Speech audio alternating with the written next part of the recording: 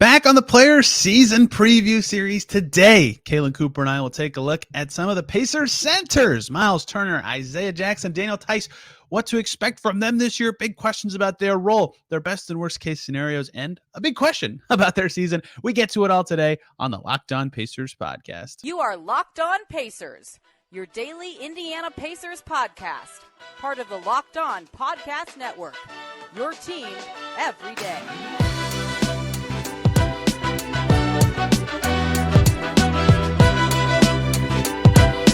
Happy Tuesday, everybody, and welcome into another edition of the Locked On Pacers podcast, where we, of course, talk about the Indiana Pacers. As always, my name's Tony East. I cover the team for Forbes and SI, and today it's the third of 5 player season preview series episodes. Today, looking at the center position, sort of. Myles Turner, Daniel Theis, Isaiah Jackson. Lots to talk about with them. We got to Jalen Smith last week on the Power Forwards episode because we had to squeeze everybody in somewhere. Kaylin Cooper is going to join us today for the same format we've been doing. One big question about every player, discussion of their role, and best and worst case scenarios talk for each player. The Pacers roster is different. Their outlook is different. Their goals are different. What does that mean for all of these players? Turner coming off a career year, Jackson heading into a pivotal year, and Theis heading into a contract year. There's a lot to get to, and we'll get to it all today. We'll do the next one of these later this week, talking about small forwards. Bruce Brown, Jordan Nwora, and Aaron Nesmith will be the subjects then.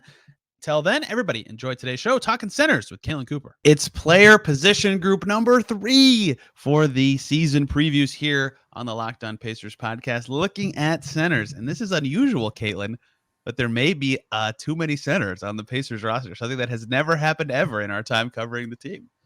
That's unheard of. A new talking point to start the year with. I was actually talking with, I can't remember who about this recently. Like every year going into media day, there's always like one big storyline overhanging that's like obvious to ask about. There's not one this year. So I feel like the many centers thing is like leading the charge in my head of something I'm curious about. Like Turner last year, new coach the year before, new coach the year before, trades with Brogdon the year before, Depot the year before. Like there's always something in media day. There's not this year. It's kind of strange. So the centers might win. Can I ask a question right off the top before we break down the individual centers here? You can. How consequential do you think this question actually is? That's a good point. Well, this position specifically is probably the one where there's the most available guys to just like scoop up and add if things go poorly. So less consequential than any other position. But still kind of important given the resources they put into it. Is that fair? Yeah, I mean, I guess I should have worded it better as, do you think there's an overwhelmingly right or wrong answer? Oh, no, I do not. Yeah. Absolutely not. Yeah, they could. Well, and the thing too is with their backup 5, they could make any decision and I would at least get it, right? Mm-hmm. Like I might not agree with it, but I'd go, okay, I get why you've chosen whoever you have chosen. We already talked about Jalen Smith, but like there's good arguments for all 3. I think that's good for them. Like it's not like they've tied themselves up so much, or it's like, you like when they're playing Jakar Sampson over Goga, I was like, what? Why? Why is this the decision being made? Yeah, I mean, I think that in part, like who you pick says something more about the rest of the roster than the player you are picking. That is true. And I'm sure we'll get into that. We will. And Caitlin, correctly, because it has ripple effects for the rest of the players we're talking about today, we're doing centers. Myles Turner, who is probably the easiest guy to talk about, ironically, today. Right. Isaiah Jackson and Daniel Theis are our trio today. Jalen Smith obviously should belong in this group, but not a clean cut for 3. He was in the power forwards last Tuesday, if you'd like to listen to that. So we start today correctly and smartly, I think, after talking about it beforehand, with Isaiah Jackson. The mystery man, I still think, which is interesting to say at this point in his career. My question is about his play. My scenarios are about a very wide range of outcomes. And my role for him, well, we'll get to that. But Caitlin brought up correctly that an interesting thing to think about with Isaiah Jackson is he has kind of an important contract date coming up. And that is his rookie scale team option heading into his 4th year. That's the big one. That is when your contract jumps up, in theory, the most. He was picked late enough in the first round that it's not a significant thing, but by the end of October, the Pacers have to decide if they would like to pick up Jackson's $4.4 million team option for the 2024-25 season. They do have 4 regular season games to potentially like see what he is. I remember Nick Stauskas with the 76ers having a crazy 3-game stretch before his option got picked up back with them. That's Pacers legend Nick Stauskas to you. But Isaiah Jackson at an interesting time with his contractual future, especially because they have a lot of backup bigs. So how they decide on that option could actually matter for his role. It could actually tell us a lot about how the Pacers feel about him, his development, and his future, and tell us a lot about how Jackson is being treated. I guess it's sort of the same thing, but by the team heading into the season, because he would know before the season even started potentially where he will be playing, what guys they have value ahead of him. So there's a lot riding on that will kind of dictate his season in theory. Yeah, I mean, that's why I wanted to start with him. I mean, like you said, it's a small cap hit to take his option up, but if you take it and then he's not your backup 5, optics-wise, it is a little bit awkward. And if you don't take it, like, what does that mean with regards to Theis and Jalen Smith? I do think that there will be a little bit of a domino effect here. Yeah, and Smith has that player option next year. Theis has a team option next year. Even if Theis is your backup 5, it's probably too much of a number, but we'll see how they feel about all that. So, there is a lot of question marks about the contractual future of their backup 5 spot, but Jackson's is the team control one that's the most interesting. They have restricted free agency after that in theory, but they would lose that, as everybody knows with the Jalen Smith situation. If they decline it, there's a lot of hurdles in the way at that point. And I think that where I would like to start with Isaiah Jackson is related to what we're talking about here with his contractual situation, because the way we've been doing these is best and worst case scenario, a big question, and the player's role. You know what I typed for Isaiah Jackson's role, Caitlin? 10 question marks. 10 question marks. Not 1, 10 question marks, because I don't know. I don't know what they're feeling, because before his career, I thought there would be a lot more of this. They said, we think he can play 4 and 5, right? He did at Kentucky. He played both positions. He came off the bench, played some 4, played some 5. In the NBA, a little bit of that as a rookie, less of that in his second year at the 4, almost exclusively at 5. And he does have some quick feet stuff that makes you think he can guard on the perimeter, but if he's exclusively a 5, then he might not play at all if they value Theis or Smith more than him. And if he's going to play the 4, I'd be curious how they could even do that. So I don't think he can play 4 anymore. They have Jase, they have Wara, they have Toppin, they have other guys. Nesmith played the 4 for them last year. So if he is just a 5, do they view him as the backup? Do they not? I just have so many questions about what his role will actually be. And a lot of his season projection builds out from, is he actually playing? And if so, how is he actually playing? Yeah, I mean, I did like some of the minutes with him and Jase out there together at Summer League, just for the fact that, Jase at times was guarding the 5, and when the opposing 5 was running delay, which means, they're up at the top running handoffs, going back and forth side to side, they would be yelling, pressure J, pressure J. So they wanted Jase really up, steering that big and playing close, which was a departure from some of what they were doing last year, especially with Myles, when, if it was a non-shooting big who was running handoffs, if it's Sabonis or Scotty Barnes or somebody or Robert Williams doing it, they would play Myles way far back and let, the guards chase over the top of that and play off of them as a non-shooter so that they could keep Myles around the basket. In this case at Summer League with Jase playing closer, if you did give up something on the back side of that action, then you had Isaiah Jackson as a secondary rim protector. And in that sense, from a defensive standpoint, Isaiah was playing the quote unquote, 4, the roaming big role. And that was kind of where, whenever you and I did the 3 big storylines last year, I feel like we're kind of talking about Isaiah in the same way that we were then, where it was kind of we don't exactly know what he is. And my big question for him was, is he a 5 who is small, or is he a small ball 5? And I wanted to see him more in the roamer role. And there were games where they did that. When they played Cleveland, they wanted to take away lobs. So they put Isaiah on Cedi Osman, or, they played the Hawks. And after halftime, so that they wouldn't keep giving up lobs between Trae Young and Okongwu in the game where Isaiah actually started when they were very shorthanded. Then after halftime, they put Isaiah on DeJounte Murray. And at times, he can roam and he can be very ferocious as a weak side shot blocker.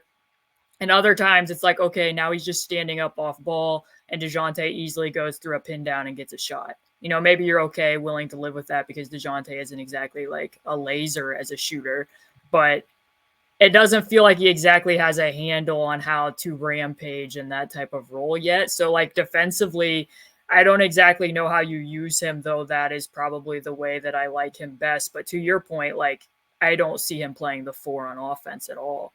He hasn't developed.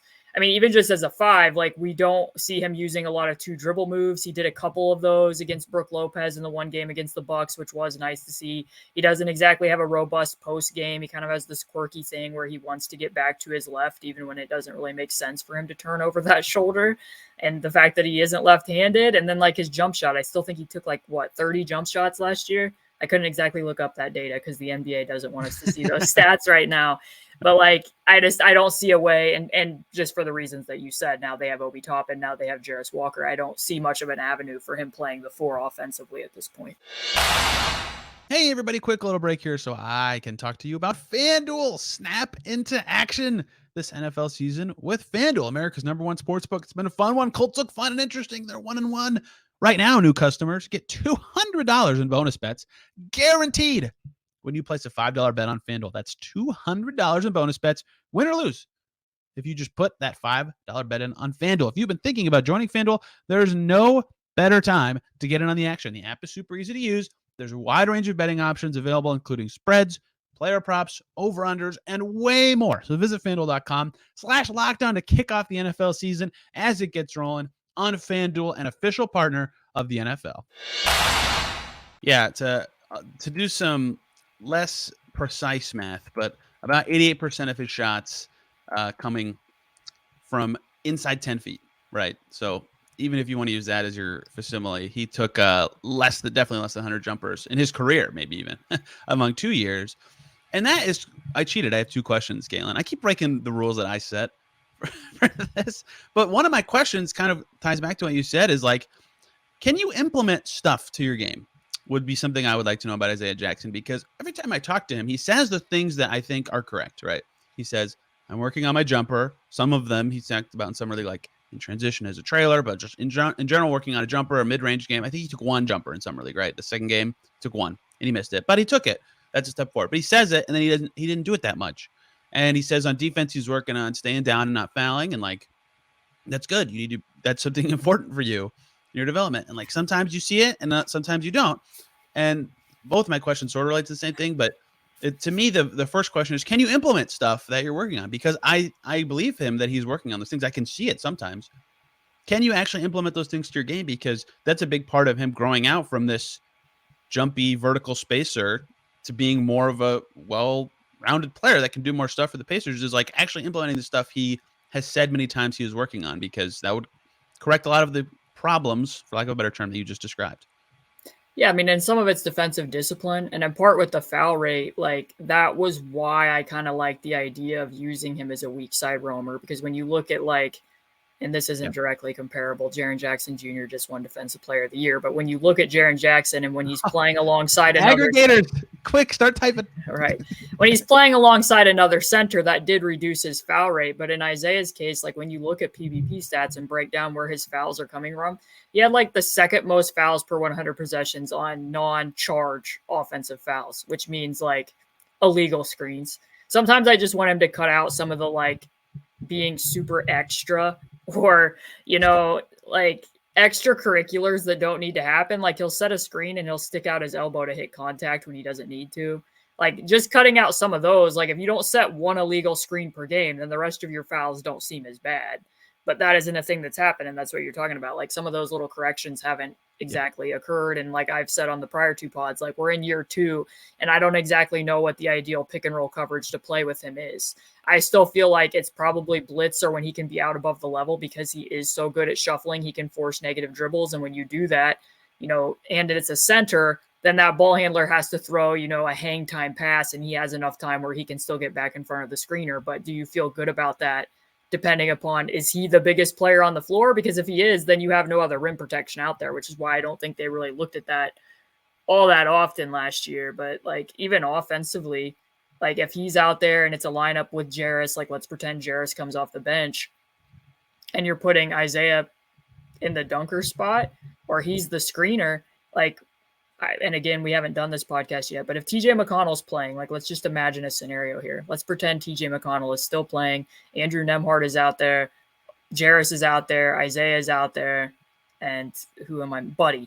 So if Jarace is the screener and TJ is running the pick and roll. Like, you're not getting Jase in the short roll if TJ McConnell's the ball handler. Like, that's not going to be available to you. Because in theory, you could be like, oh, let's short roll Jase and he can throw, a lob to Isaiah in the dunker spot. That could be effective, like what you see between like Draymond and Kevin Looney.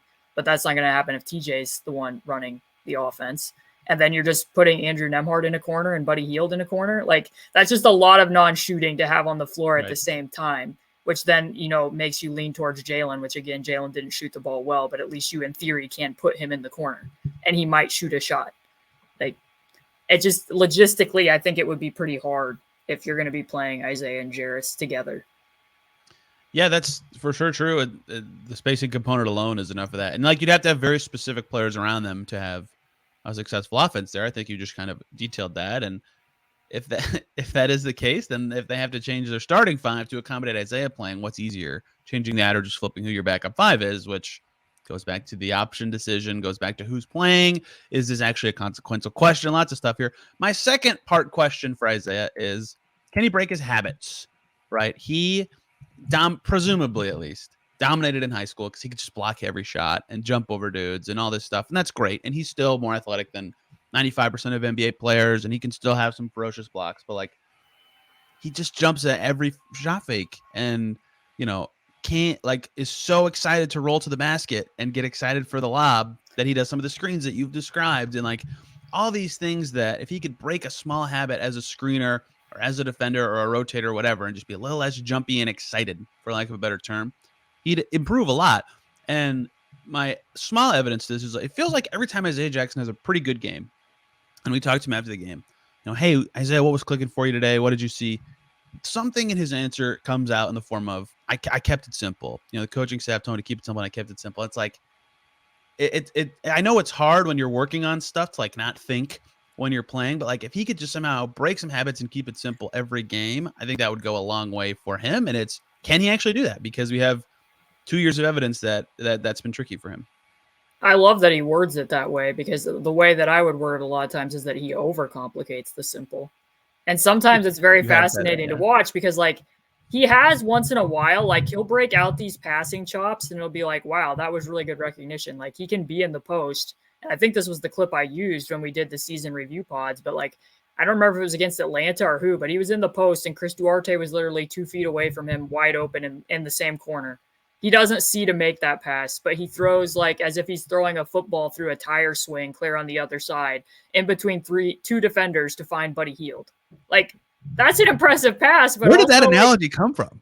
But also, it's an impressive pass, but also like Chris Duarte was wide open like 2 feet from you. And like the same thing happened like up in Detroit, where he can be up in the air grabbing a rebound, and before he's even hit the ground, he's like making a touch pass out to the perimeter. But then, like I said, you can watch him in the post and be like, okay, all you need to do is a simple drop step and just put it in with your right. And instead he's turning over the opposite shoulder to get to his left, right into the defender. Like, it's like he has the tools there, just make the better read and keep the process simple. So I like that he himself is terming it that way. And sometimes it's even the same way with switches. Like, he'll take a wrong step, which leads him to have to backpedal and get things in recovery, or he'll stand up on the perimeter and then he doesn't have the discipline on the finishing move. Like, he wants to jump like he's, like what you just said, like he needs a parachute on the finishing move, and then he's getting a foul in a situation where he wouldn't need to, because he's good enough at sliding his feet that, like, if you just smooth out the footwork, he would the defensive potential is there. It's just that a lot of times he doesn't take the right step. I guess it's the simplest way I can explain it. The parachute, the football through a tire swing. That talk really boring. That was great. I like the parachute one. That was really good. And the funny thing is, I kind of just contradicted myself with my questions, right? Because at his best, he keeps it simple. But to be the backup five for the Pacers, he has to expand his game some. So, like, doing those things at the same time is not easy. And, like, I ask him that sometimes, like, is it hard to play when you're thinking a lot? Like, that is a challenge for young players. So having to implement new things, but also do the things that make you your best and focus on them is hard. Like, to his credit, that is hard to do. And that is hard for every single young player, but especially one with purely athletic gifts who got this far in large part thanks to those. And so the scenarios there would be, his best case scenario this season is he's not so jumpy and can expand his range on offense a little bit while still doing all the things that make him so threatening and give him an extra dimension in the Pacers offense of vertical spacing that Theis does not provide, that Jalen Smith kind of provides, but not really, that Myles Turner sometimes provides, but not really, and is clearly the backup five, like the best option with the second unit, is additive to them enough on either end of the floor that he should play. He should be the backup five. Yeah, that would lead to some questions about Jalen Smith's future and his player option and all that, but that would be a great scenario for the Pacers, who believe this guy enough to trade up Aaron Holiday in 4 seconds, I believe, to get up to this pick to get him. The worst case scenario would be that after 3 years, there's clear potential there for an athletic big who can do lots of stuff, but his habits just can't be broken in a way that he still is not a part of the rotation. And now they still don't have an answer for who their backup five is going into Myles Turner's contract here, which is an extra layer of knowing who their backup five is. And I feel too that like everything that we're discussing, like and just making up who makes up the bench for the Pacers, is there's a lot of different combinations that are better for different people. Because even the thing that I just brought up, like if TJ McConnell's out there, well, here's a flip side of it.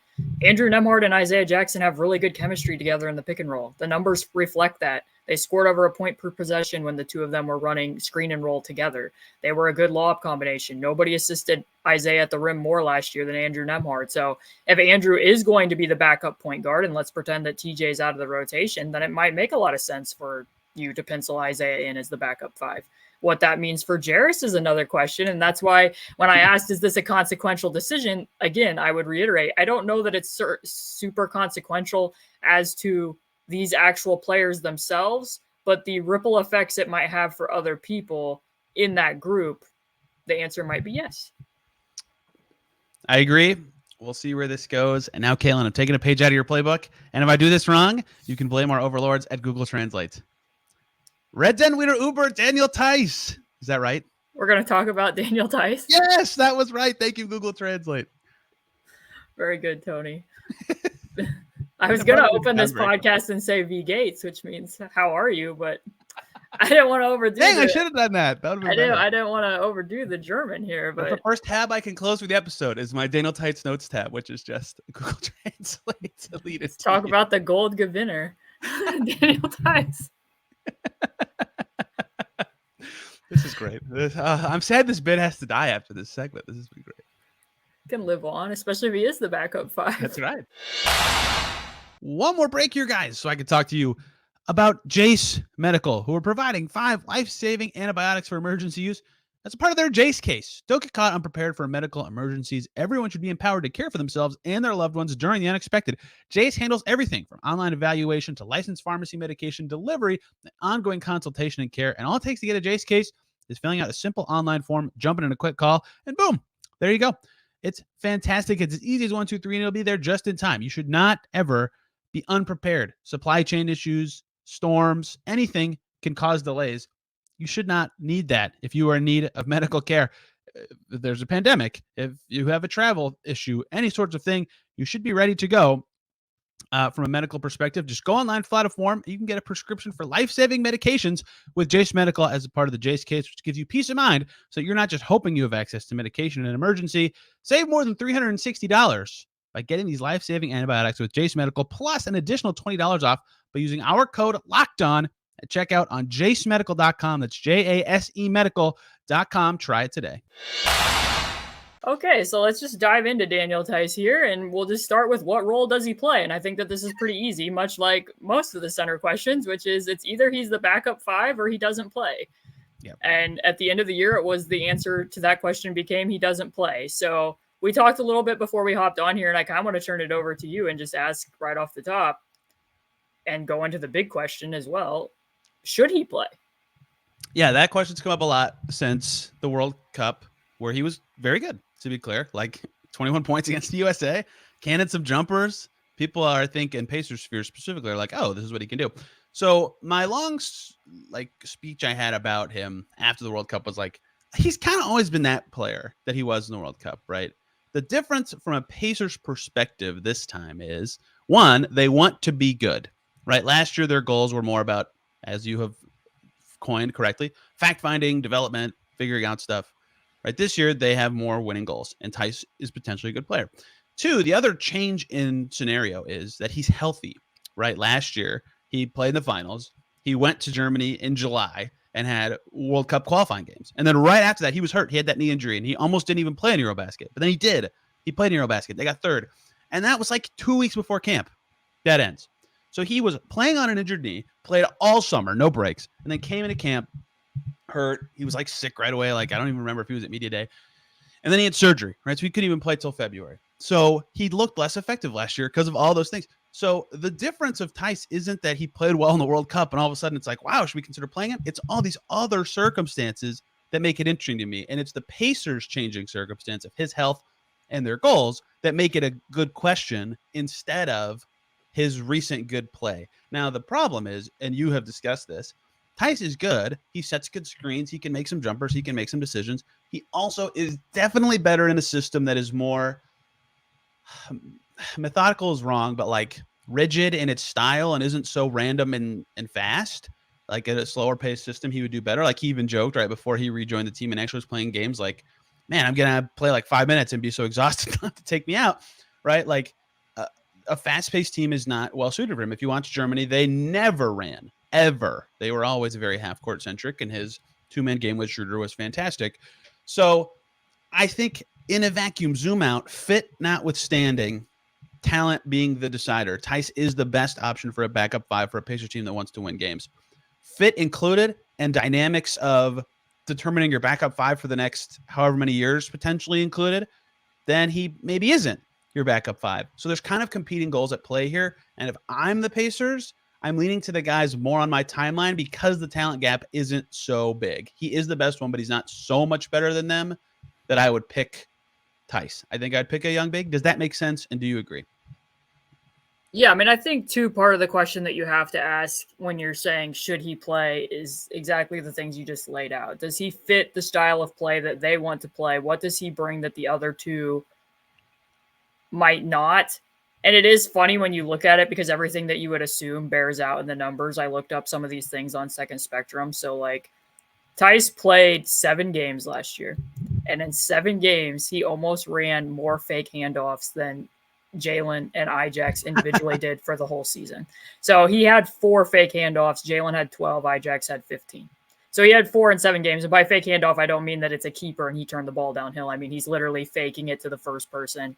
Like Buddy runs across, he fakes as though he's going to give it to him. We talked about those plays in our... Yeah, right. We broke down a lot of that film. And like there is a lot of nuance to being able to... I think people just think it is that you're just literally handing the ball off. But in terms of reading, like preventing an under, inducing an over, Theis is going to be better for that. And like just to grease the wheels of the offense. Like if it does slow down in the half court, he can get you to the next action.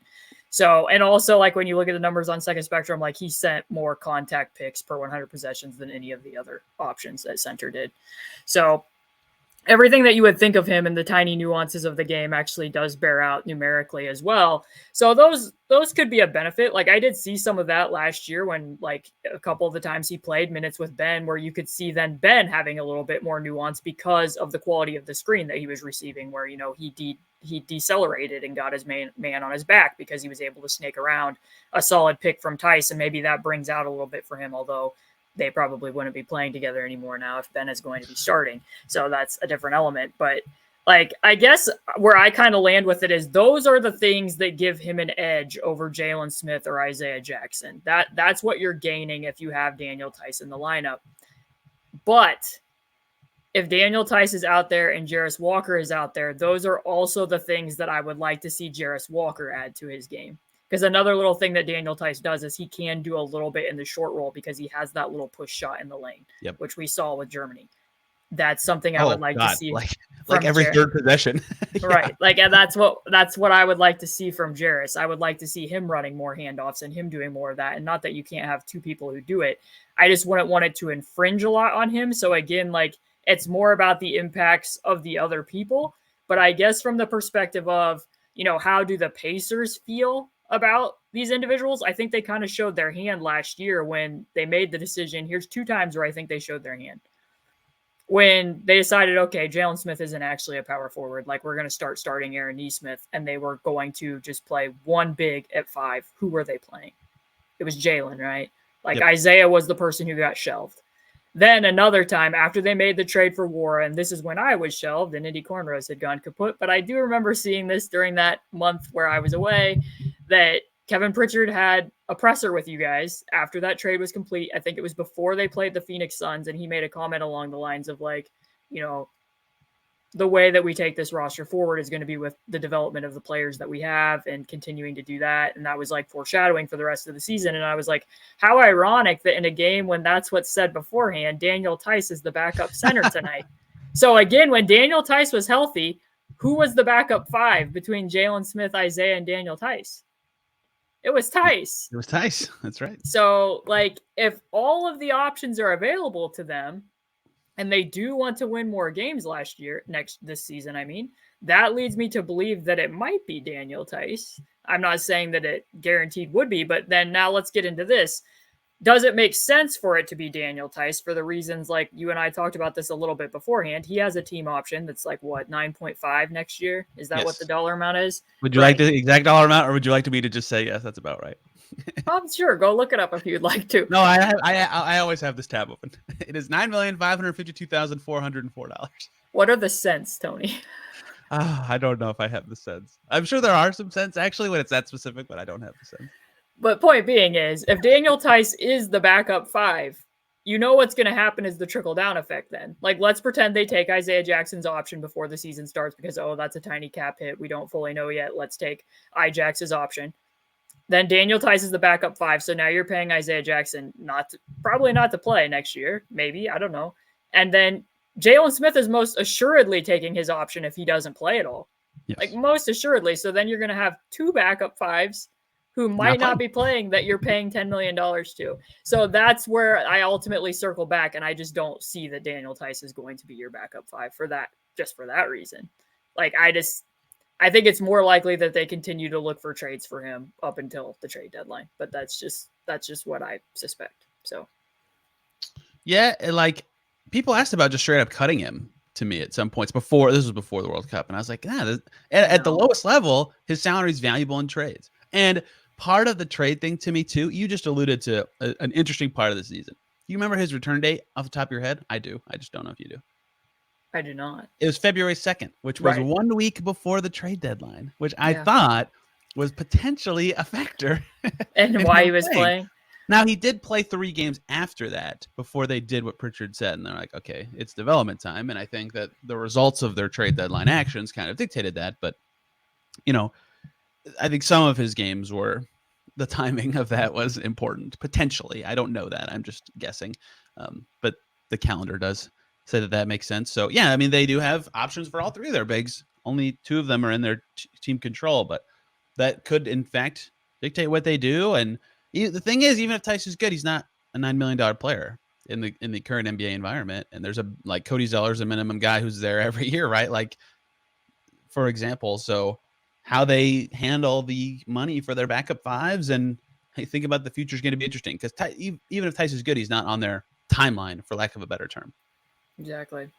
So I guess we can go to best case, worst case scenario. And I suppose this is in the eye of the beholder. I guess best case is that there is a team that's interested and you make a deal there that's favorable to the Pacers.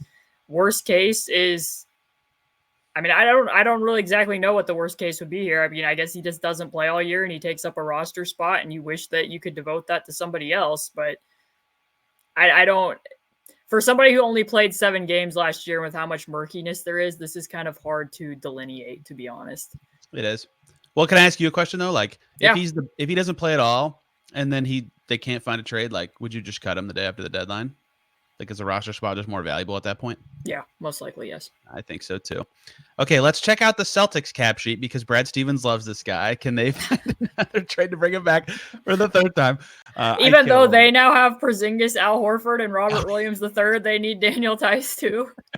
Al Horford only a $10 million cap hit this year. Maybe there's a deal to be had there this year.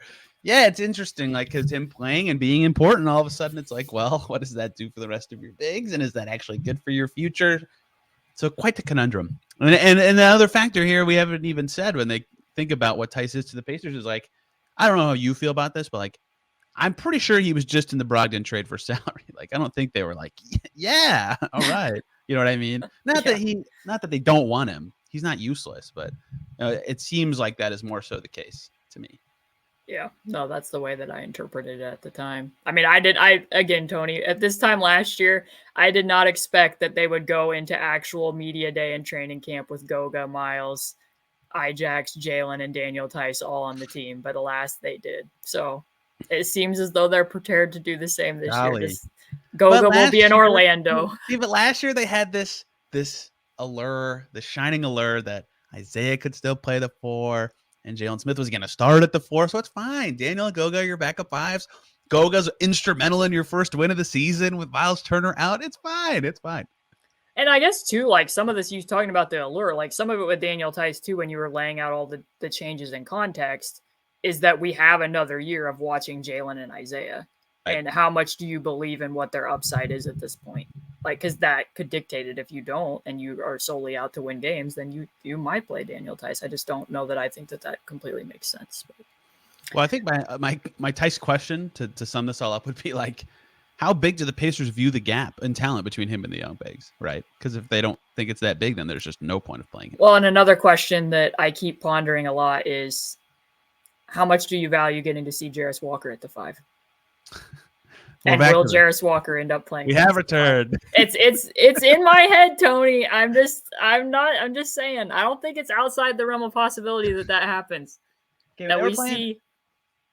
I can't remember if Kyle O'Quinn was on the team for this or not, but they had a season where Jakar was with the backup 5 effectively when they had Goga and another big. Like it's going to be like that, except Jarace actually they should explore him at the 5, unlike Jakar Sampson, who was good, I guess, but that was always very perplexing to me. Who was it? There was someone else on the team that year. Somebody else be like the COVID year 5? Where we spend all offseason going, they got too many bigs. And then March comes around and they are like desperate for centers. So they sign Amita Brima to a 2-way deal because they absolutely need depth at the position. Shea Brissett is the 5. Yeah. I remember that. That was one of the most ironic twists of fate for a Pacers team ever, that a team that had way too many centers had to cut Brian Bowen to get another one in the middle of the game. Remember when Jonas Valanciunas was a bulldozer and they came out after halftime because Goga and Isaiah had racked up so many fouls and Torrey Craig was the 5? I do remember that. Okay, this was the COVID year, 2020-21, the Bjorkgren season. They had Myles on the team. They had Sabonis on the team. They had Jakar on the team. They had O'Shea on the team, and they had Goga on the team. And they still needed Amita Brima for 5 games because of how banged up that team ended up getting and how much they ended up changing directions throughout the season. Man, backup 5 has just been quite the journey for the Pacers since forever. It feels like. You know who's not a backup 5, Caitlin? The 5 that should be the easiest to talk about today? The easiest player to talk about of every center on the team, Myles Turner, who finally did what he said he could do last year. That was my big takeaway. Like, I don't mean to say I don't believe players when they talk, but Myles Turner, after 7 years of his career, would always say stuff like, I'm just scratching the surface of my potential. And like, again, I believe when players say things, I believe them. Maybe that makes me stupid, but I kind of rolled my eyes. I'm like, it's been 7 years. You know, like at what point are you what you are versus what you can be? And then Myles Turner went out last year as the solo 5, paired very well with Haliburton, and clearly showed he had another gear and was way better on offense. Varied packages out of picks, rolling, popping. He could hit threes. His finishing at the rim was far and away the best it's ever been, which I think was honestly just as important as the threes. He made some nice passes. He was confident. He was swinging the ball right away. He wasn't sticking, which is when he's at his worst. That's what he's doing. He was healthier. Like every single thing, except for defense, which we'll talk about, like went great for Myles Turner last year. And proved he was right. When he kept saying, I haven't scratched the surface of my potential, he was right. And I will give him a lot of credit for that because at age 26, that's hard to do. That was impressive. Yeah, and I think for him, 2 games to me stand out the most and speak to what he was doing offensively last year. The first one is the game against New Orleans. Because in the prior year, what I just said, remember what I just said, that Jonas Valanciunas was a bulldozer and they had to resort to using Torrey Craig at the 5 and fronting him and doubling on the backside. Myles Turner plays and he is at solo 5. Jonas Valanciunas isn't going to come out to the paint to guard him. So he's shooting the 3 with confidence, no record scratching, letting the ball fly.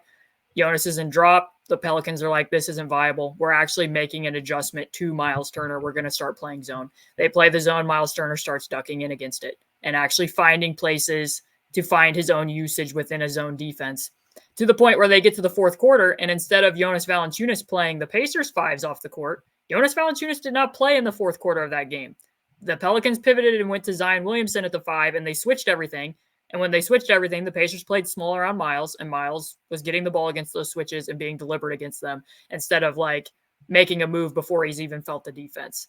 And it was similar in the game against the Clippers as well, where, he actually played Zubats off the floor for a little bit. Then he went so much at Reggie Jackson and other players for them on the switches that they ended up putting Zubats back in the game. And then Tyrese was like, oh, cool, I get to have fun against Zubats now. And they went to him. So those two games, and then also the one against Boston, where Boston kind of in the reverse of that was like, you know what, we're cool if you go off in this game. And he ended up scoring 40. And part of the reason why that was telling is I remember writing a piece before the Bjorkgren season where I was like, can they unlock Myles Turner? And, how can he be a floor spacer that's actually actualized that people guard? And one of the points I made in that piece was he could get, another 1, 2, 3-point attempts per game just by being more effective as a trailer. Because the way most NBA defenses are set up is the first big back protects the rim, the second big back typically loads to the ball, or the second nearest player to the ball plugs the ball side hit-ahead pass. There's so much room for fives to be able to float in space and step into shots, but most of the time Myles would run rim to rim, or he would run and not really know how to space around the ball in that game. I don't know how many trailer threes he hit. He hit 8 threes in that game, and then also was like somehow draining like sweeping hooks over Marcus Smart in the post, which just feels like a total upset. So like the way that I would describe him offensively is there were a few games where teams actually did adjust to him, but mainly he revealed himself to be a complementary scorer and a play finisher in a way that we hadn't really seen. And stuff where he even had opportunities to be doing some of that against Sabonis, he just wasn't doing it. Like you would not have been seeing him next to Sabonis like, oh, look, somebody switched against me and now I'm going to use a quick swim move and actually go get the shot for myself. It was like, well, I'm a glorified role player. Like it was like, if I'm supposed to be in the corner, I have to be in the corner. And now like you'll see him go find those opportunities a little bit more. I still want to refer to him as like a high feel player, but he has started making some quicker decisions and recognizing places that he can assert himself, which is strides positive for him in year 8. Glorified role player. My Lord. What a time to be alive. Golly. This ain't P, Tony. Oh, and what I mean by that is this isn't Pacers basketball. Not an upset. Like, what odds would you have given me before last season he would sign an extension with the Pacers? I mean, less than 10% probably. Oh yeah, like certainly. Everything from the glorified role player, this ain't P stuff to that. I mean, everything went right. I mean, I think that the thing that sealed it for me was like they went and tried to sign an upgrade over him in his own position. Right. Like once that happened, I was like, I don't know how you unring this bell, and they completely unrung the bell. Everything that had to go right went right? Like they needed him a ton of minutes at the position because the backups were great. He was a perfect fit with Halliburton, and all the stuff he needed to be better at to fit in their new system, he was great at. It was like a perfect storm, and it's great for the Pacers because he was quite good last year. Okay, the non-numbers based anything, which is hard for me to do, analysis of Turner to me last year is something he always talks about in his game is confidence. He feels like he plays good when he's confident, and to me that shows up in something we talked about with Ben Mathurin. When Myles Turner's confident, he makes plays quickly, even if it's the same plays he always makes. Like when he's not confident, he'll catch to the top of the key, he'll look straight ahead and assess what's going on, whether he needs to shoot or swing or dribble or whatever. When he's confident, he catches, and whatever he's going to do, he does it right away. Even if he's just swinging it, which is like boring, but like he'll do it right away, or he'll shoot right away, or he'll put it on the floor right away. Last year, it felt like every game he was doing that, right? Like he was making quick decisions and knew what he was supposed to do the second he caught the ball. And I think that made him a lot more effective in getting to his spots, in taking open shots instead of letting the defender approach him, and setting up other teammates or keeping the offense moving. And for a fast-paced Pacers team, that was awesome. I think that was a really big development for him. Statistically, I remember when Rick, his introductory presser, of course, he was asked about Turbonis, and he said, I think Myles can be a lob threat. And that's not really what happened, but he did become much better around the rim. And I don't know if that's exactly what Rick meant, but that was significant to me. Like I referenced his shooting percentage at the basket. It wasn't his career best. It was his second best, 77.3% from 0 to 3 feet, but it was far and away his highest volume, over 30% of his shots in that distance for the first time of his career because of some of the stuff you said.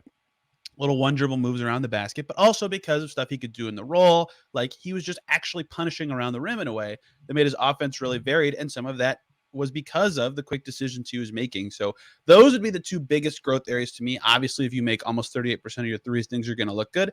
But in terms of actual improvement and stuff that makes me confident he can be good again this year, even with the Obi Toppin stuff that we'll talk about in a second, is that he did that varied game stuff and that quick decision stuff in a way that I think is repeatable for him in this Pacers system.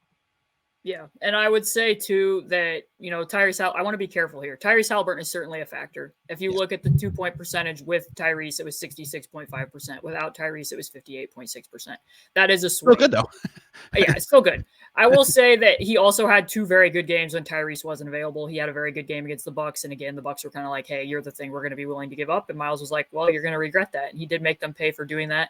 And then a game against Chicago, they played a little bit more through him, and that was kind of an eye-opening one for me because that was kind of the first time they were really looking for him on wedge sets multiple times because it's like we need another way to not necessarily initiate offense, but a different mode of offense because Tyrese isn't out here. And then also he was putting the ball on the floor quite a bit in that game against Vucevic as well as Jarrett Allen, which I don't think gets discussed enough. He was actually like his driving game impressed me at times last year.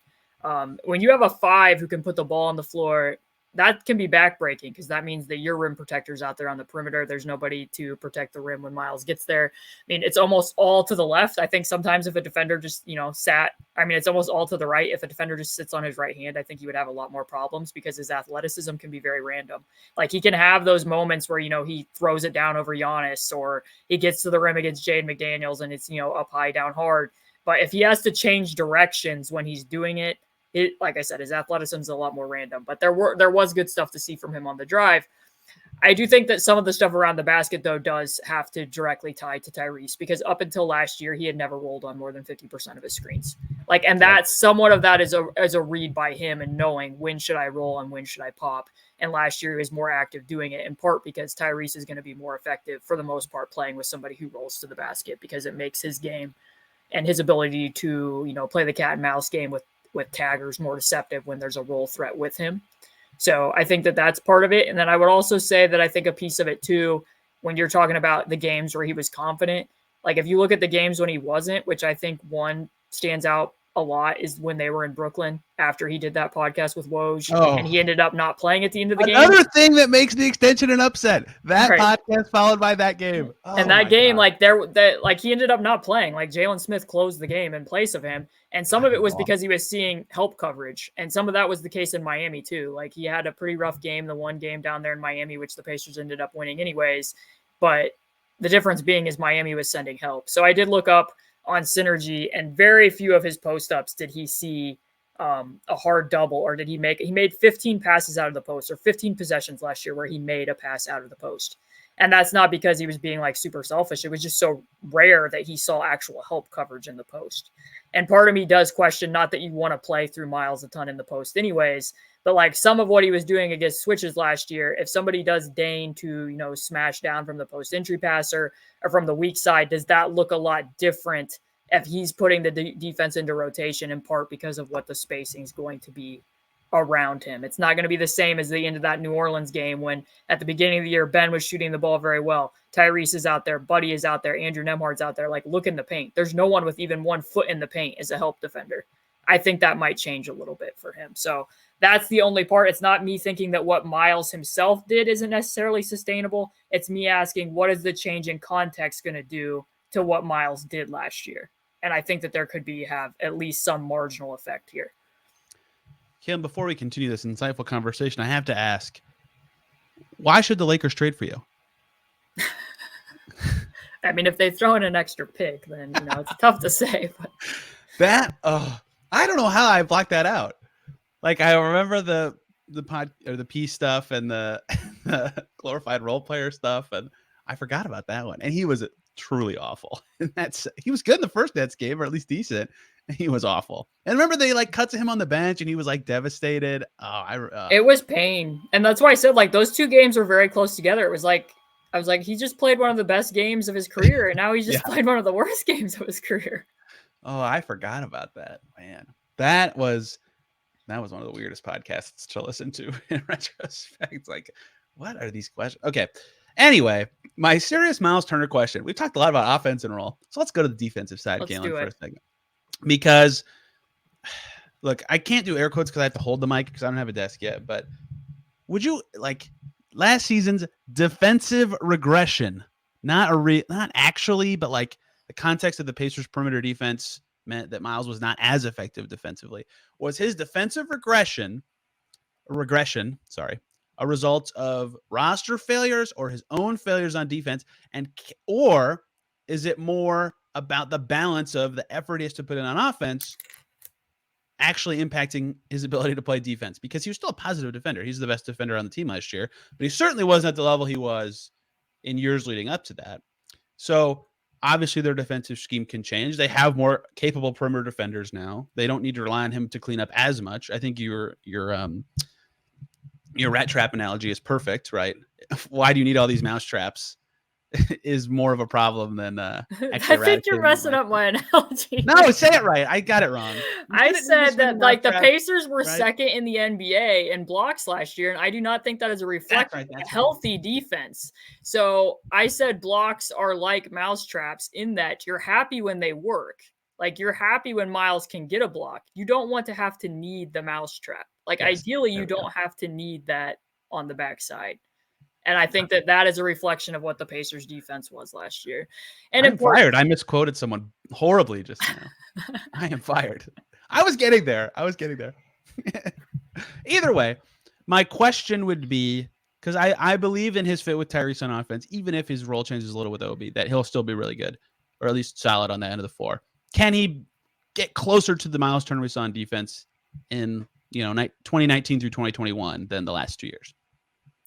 I think that the answer to that question has to be somewhat, I think it's part of where the league's going and also somewhat a conceptual question for the Pacers as to what was the motivating factor for why they were assigning him to low usage wings as much as they were last year. More and more teams are using roaming bigs. We saw this even like the Wizards when they played Gafford and Kristaps Porzingis together. They assigned Kristaps Porzingis to Andrew Nembhard and had him roam. We saw that many times in the playoffs. Rui Hachimura is on Jokic, so that Anthony Davis can be used as a roamer. Jaren Jackson Jr. is a roamer. More teams are cross-matching at those positions. And in part, like sometimes when I bring up the cross-matching that could affect Myles, there's a degree to that it might just be inevitable regardless of who he plays with, because more teams want that passive size around the basket. So that would be a question for the Pacers is, do you just believe in that as a defensive wrinkle that you think is effective? Is it because you want to make sure you can take lobs away, so you're switching on that? Is it because it's a pick and pop big, so you don't want Myles defending in space? Or were you doing it because we don't have a choice, we're small at every other position, and we need to be able to have his size back here because we're going to get beat on the perimeter and we got to have somebody to plug these holes? My guess is it's a little bit of all three were true. So I think in part that doesn't completely suit Myles. Not that he can't block shots as, rotating to the rim. But I think when we've seen him defend at his best, it's been, I'm swallowing up pick and rolls. The action is coming to me. Stuff is getting funneled to me.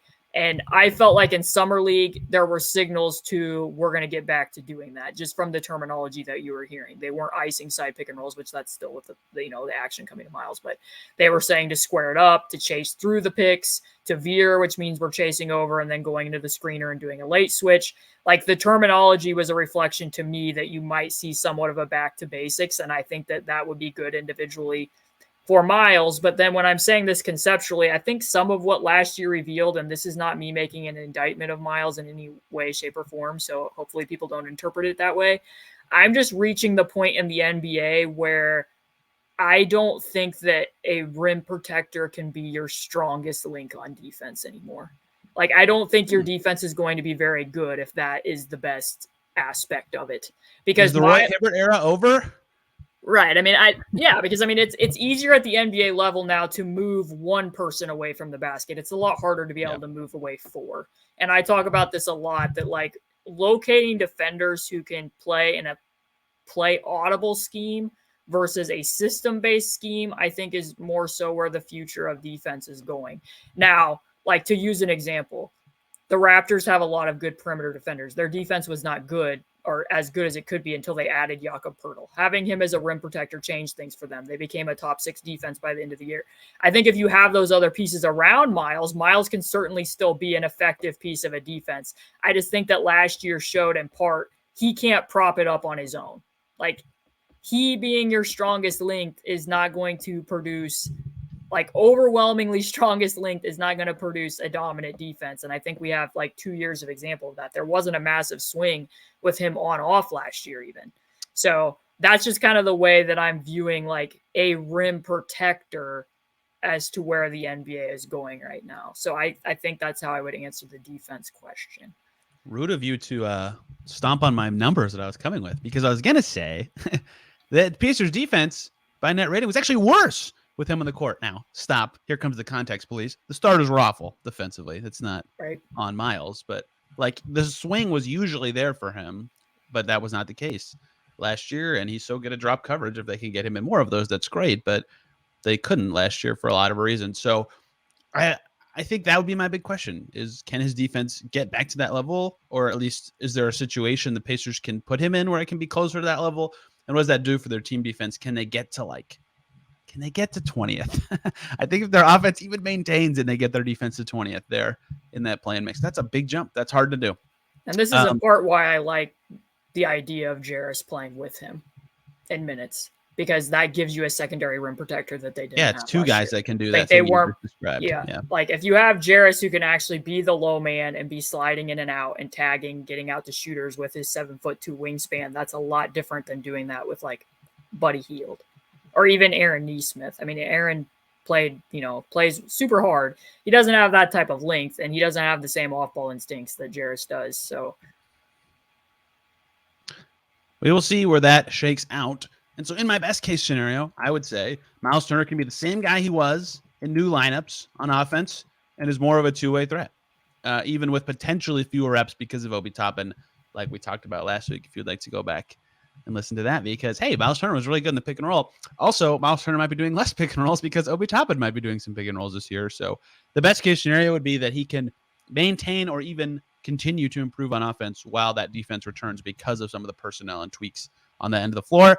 And the worst case scenario to me would be, I don't know if I necessarily believe in the contract year thing. I know people say it a lot, but it is sometimes the case, is that there was some element of contract yearness to last year, and his shooting and finishing regress a tiny bit, and his smaller role looks more like past seasons, and significantly here, he wouldn't like it as much, and that would be a problem. So that would be my best and worst case scenarios, but I don't anticipate him not liking his role. I just think that is necessary given his career. I think that the outcome might be somewhere in the middle there.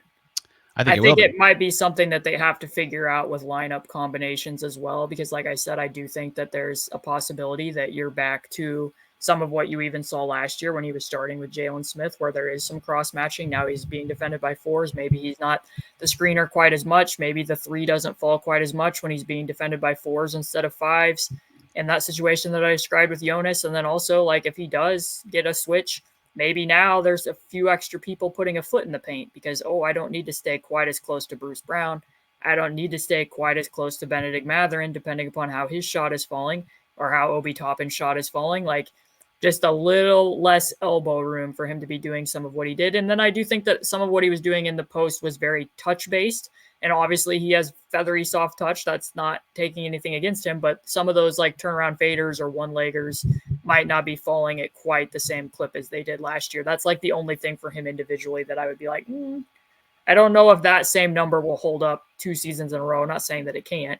He obviously worked on certain elements of his game and worked on his stride stop and getting into the hook shot and his half shoulder turn. That was new. He really weaponized his shoulder getting into guys, but I just think it's likely that he might see a few more tags, a few more bodies in places that he wasn't seeing them at times last year. And then defensively, like we said, I think that he should enjoy going back to a somewhat more normal role than what he was seeing last year just because of people around him.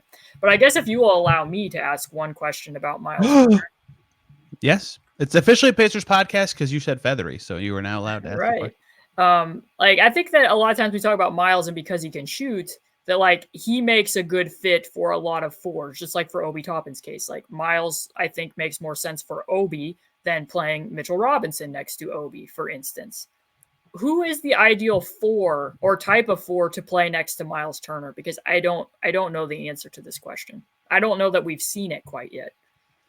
That is a good question. Well, for the reasons you've just laid out, someone who can shoot at least a little.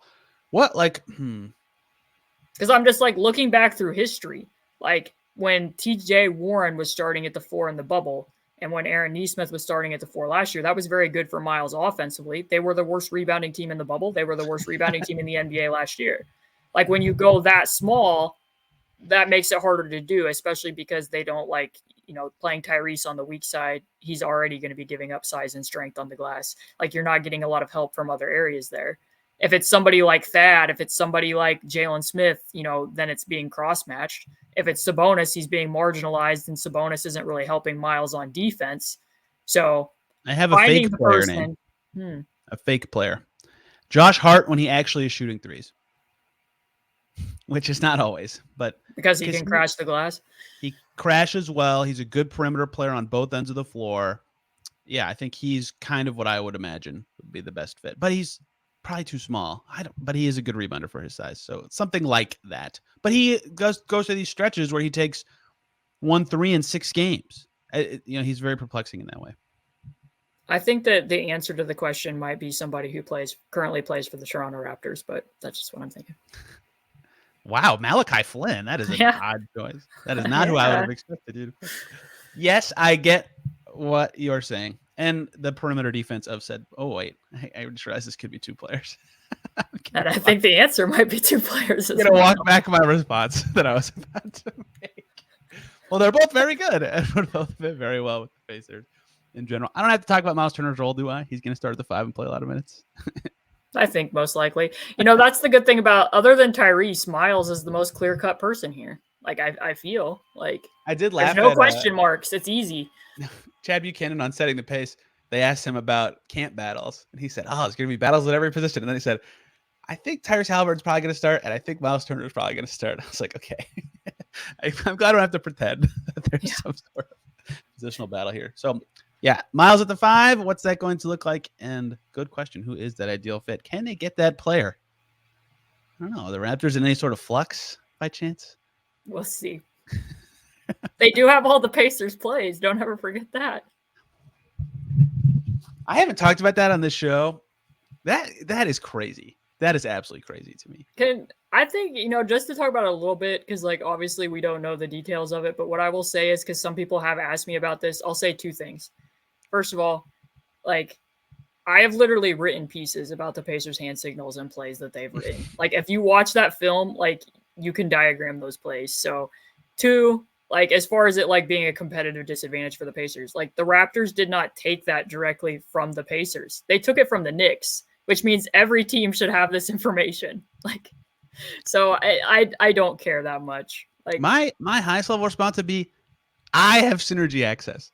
Me, I talk into a microphone. It's not like they took, I think this is more about a Knicks internal rule than any sort of giant corruption. Right. No. I won't speak to it from the Knicks perspective and how they feel about it and whether there was additional proprietary stuff, because there might have been, analytics regressions or codes that were attached to some of that. I have no idea. I'm just saying from the Pacers perspective, I had Pacer fans asking me oh, the Raptors have the Pacers' entire playbook. Literally every film room should have every other team's entire playbook. If you don't have that, I'm kind of asking myself, why didn't the Raptors have this information? That's kind of my biggest question with it. Because again, they didn't take the playbook from the Pacers. They took the playbook from as told by the Knicks. They took it from the Knicks. So yeah, and also there's a chance that that's the playbook from the Pacers 2 of their last 3 games, which is probably not the playbook they're going to use all the time next year because of who was available for those games. That's fair.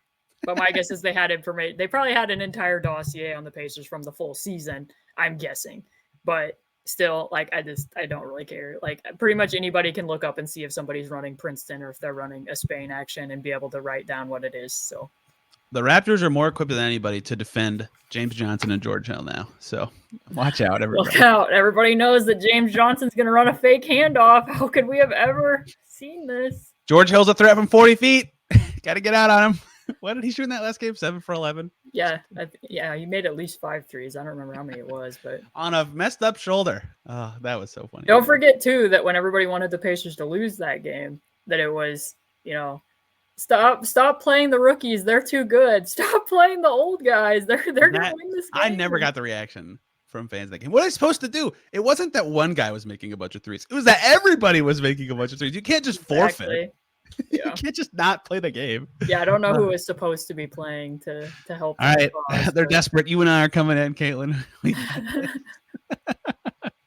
definitely would have lost if that had happened. The lottery was chalk, and they won their tiebreaker, so it didn't even matter. It did not matter at all. But obviously, hindsight is a little bit of a benefit there.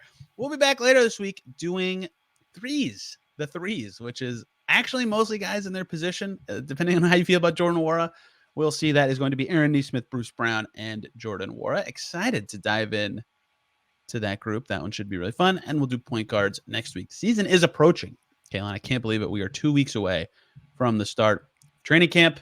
Where can people find you and your work covering the Pacers as they have games coming up? 3 weeks till the preseason is underway. Right. So Twitter handles here on the screen. If you're listening to it on podcast app, it's at C2_Cooper.